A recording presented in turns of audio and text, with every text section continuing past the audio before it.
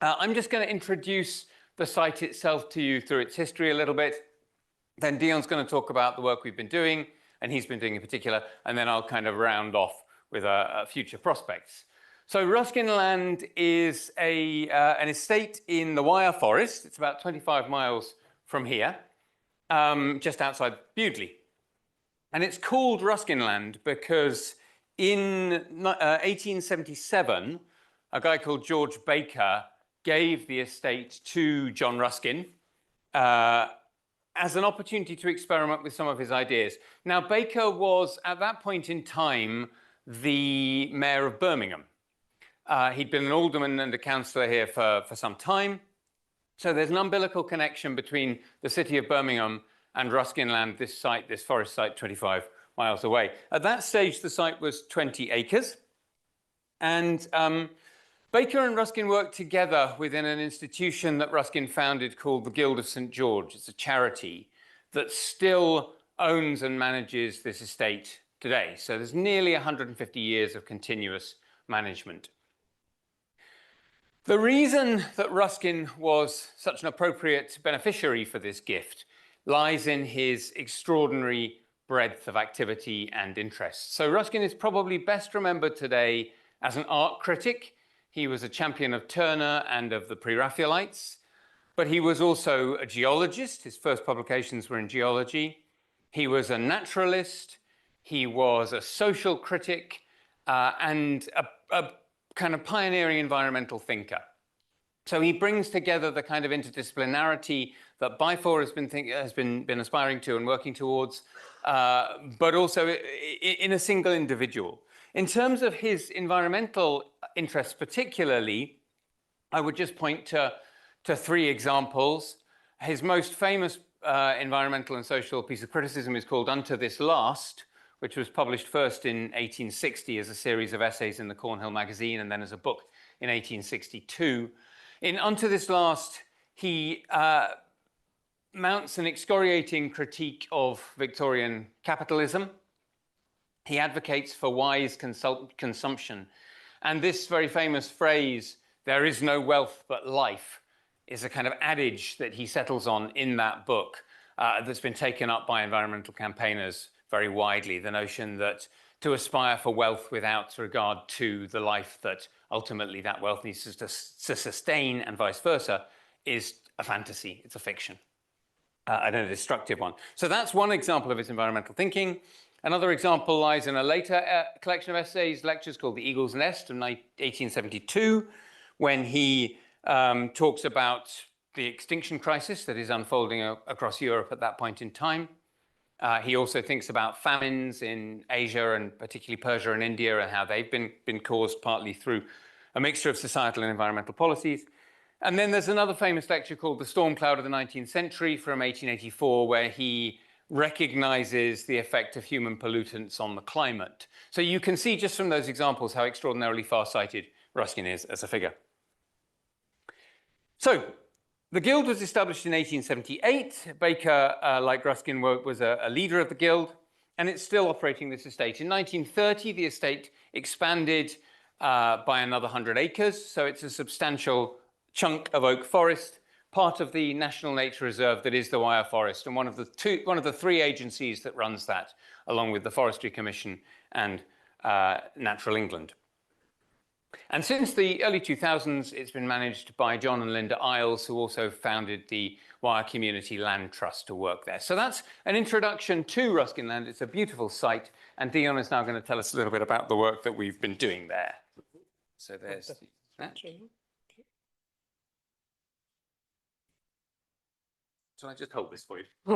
Okay. Why don't I hold it? If we swap places, I think. Okay. We are a double act. Yeah, there you go. So I give you the next slide. Yes, please. Yeah. So almost a century and a half has passed since Baker gave that gift to Ruskin, and it's been a century and a half of radical social, cultural, and environmental changes. And those changes have profoundly altered the way we live with forests today. The research I carried out in my PhD project revealed how three of the most kind of prominent fantasy writers. So we have the Ruskinian writer, designer and social critic William Morris, the philologist and perhaps the most famous fantasy writer J.R.R. Tolkien, and the marvelous American science fiction and fantasy author Ursula K. Le Guin.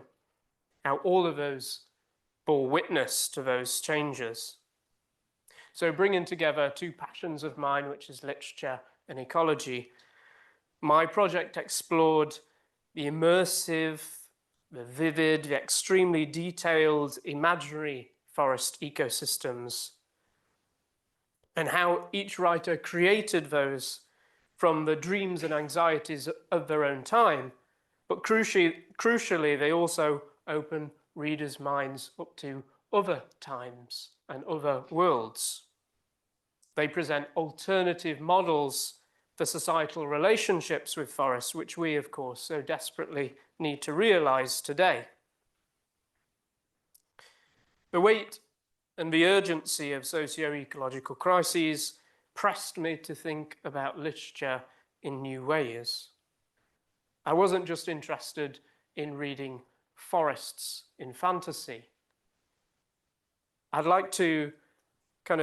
wanted to explore and read forests, fantasy in a forest, to understand how others responded to those fictional forests in relation to their own felt experiences and their immediate perceptions of a real forest environment.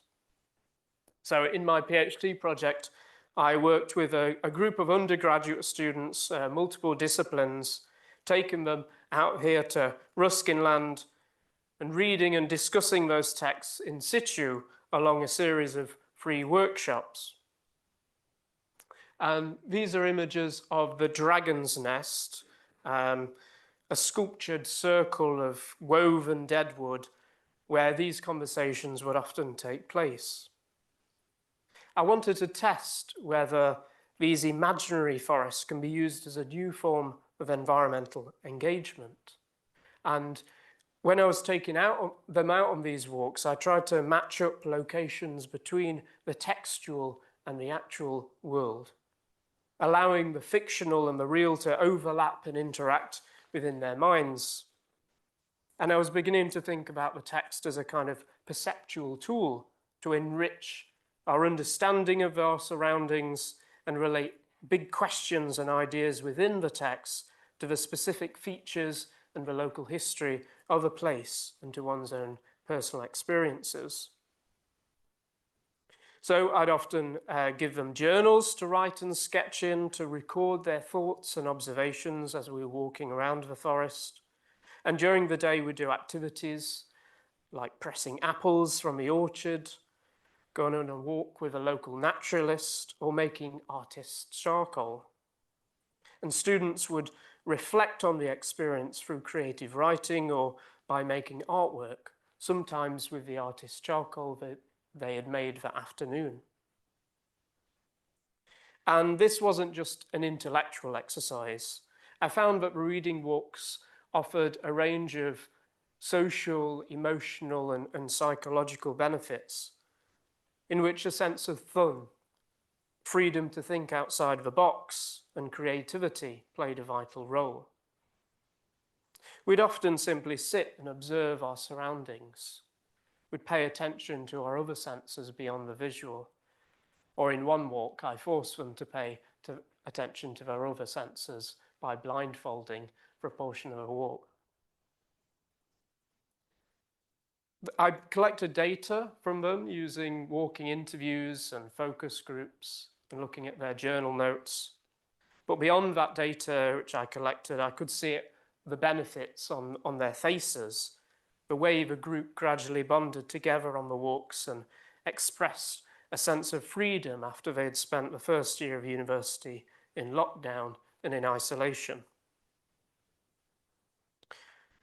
Over the course of a project, it became clear to me and John that there were real pedagogical value in the reading walk method and its interdisciplinary approach to engaging students in the forest. Extra funding allowed me to work as a postdoc to develop the reading walks as a pedagogical tool and create new interdisciplinary resources for BIFoR's online education platform with the help of a wonderful education officer, Sam Dobby. I'd also like to thank the staff and students of King Edward VI College in Stourbridge, and especially their principal, Holly Bembridge, for the enthusiasm and support they gave to the project. Holly came along to a reading walk we did in Ruskin Land last summer to commemorate the 50th anniversary of Tolkien's death. And little did I know that she was a principal of a sixth form college, and she was keen for her A-level students to take part in a reading walk. So in March and April of this year, I ran a series of educational walks for A-level biology, A-level geography, and A-level English literature students, followed by 2 CPD sessions for teachers of subjects ranging from maths, even, sociology, geology, classics, and also those working in the school for pastoral support. As part of a project, I created a suite of resources to be used in schools both in and outside the classroom to embed interdisciplinary sustainability education on forests into the curriculum and provide students with memorable and enjoyable experiences in nature.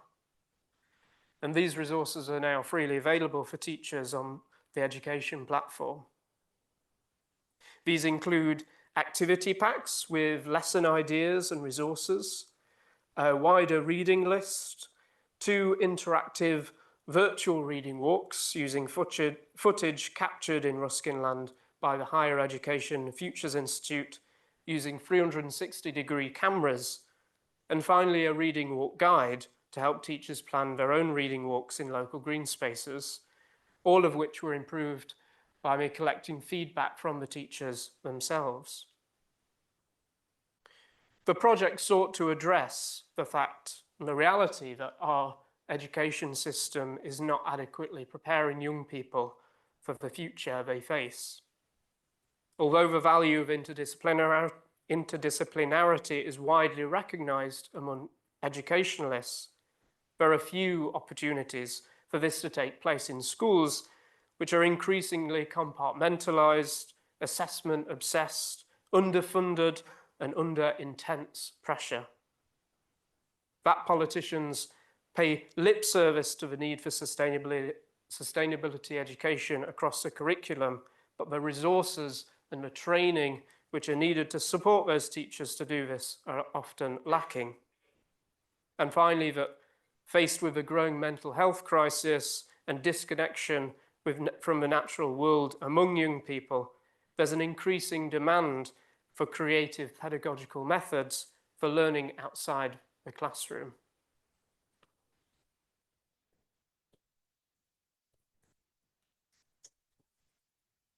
Thanks very much indeed, Dion. So building on the work that Dion and I have been doing at Ruskin Land and other colleagues too, we're going to be signing, we're looking to sign a memorandum of understanding with Ruskin Land as of July to make that forest site available to the BIFoR community as a whole as a research site, a second research site after the Norbury Park face facility site. Because of the umbilical link to Birmingham, that seems particularly fitting. Because of Ruskin's disciplinary range, that's an invitation to think about the range of projects that we might want to do, of which Dion's just given an example at this site. There's already scientific work that is being done by BIFoR PhD students, Emily Grace and Vanya Milenkovic, on acute oak decline, because it's an oak forest that is suffering from acute oak decline. Teddy Hunter is also working with Annie Mahtani, doing musical composition projects there. So projects are underway other than the one you've seen, but we're looking to expand that. And later in the year, maybe once this memorandum has been signed, I'm going to try to hold an event here at Birmingham to introduce the forest in a little more detail to anyone who's interested or who might be interested in working there or creating projects in collaboration with the Guild of St. George as the owners of the estate for future, regardless of disciplinary concern. So, thank you very much.